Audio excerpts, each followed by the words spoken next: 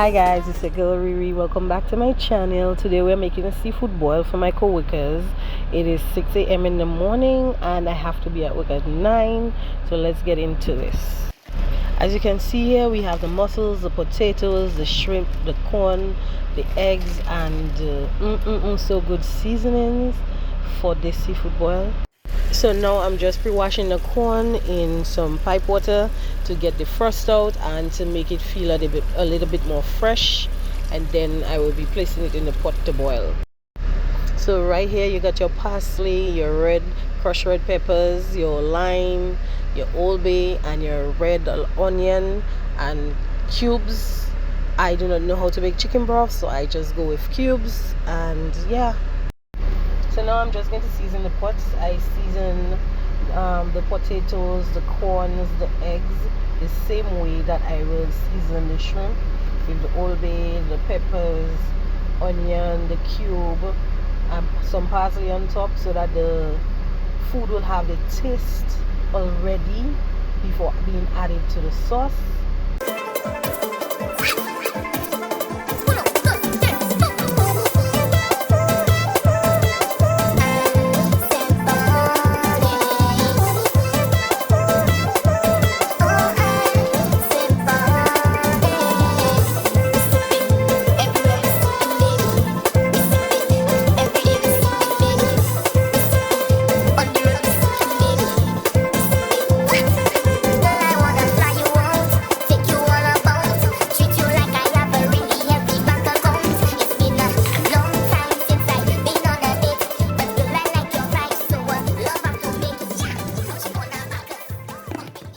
So I have the sausages. I have no idea what it's called, but it's big sausages. I think it's smoky something sausages.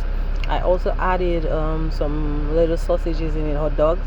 So I'm going to fry that on both sides so that they get a little brown, but I like mine with a little burn, so I might darken mine a little bit more.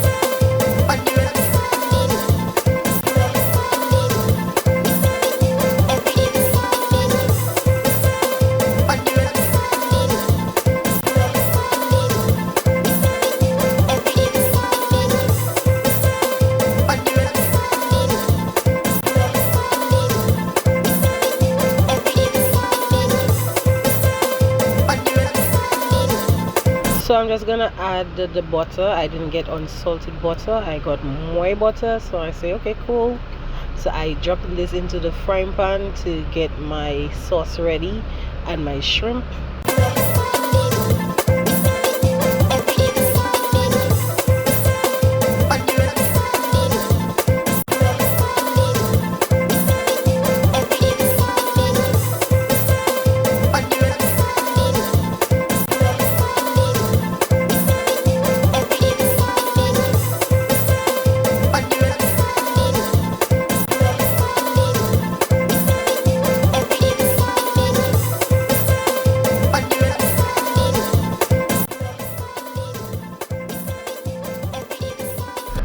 So I'm adding some white and red onions to the melted butter, and now I'm going to just put in the shrimp, but I have to take out the tails because I just realized I got the wrong shrimps.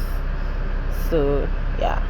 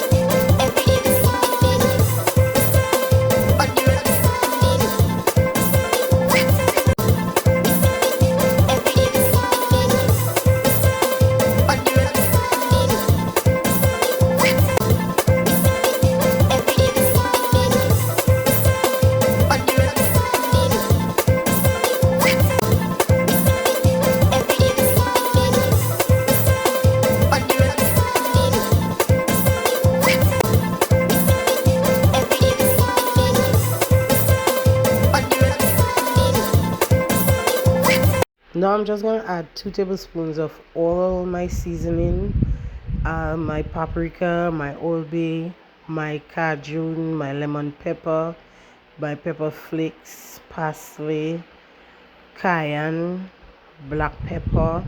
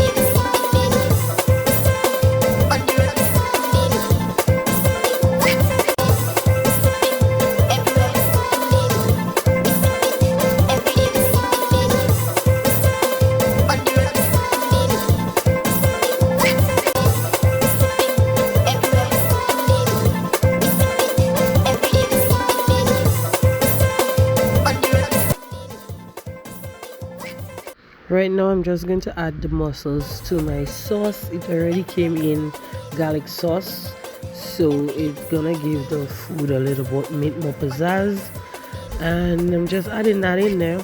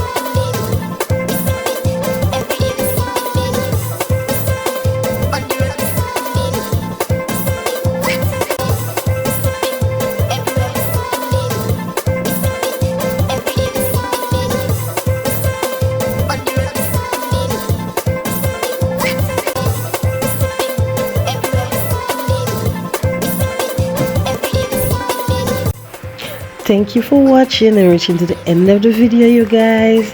This is the finished product. The rest of the sauce is in another container because I have to carry from my home to work, and my coworkers love it. See you next video.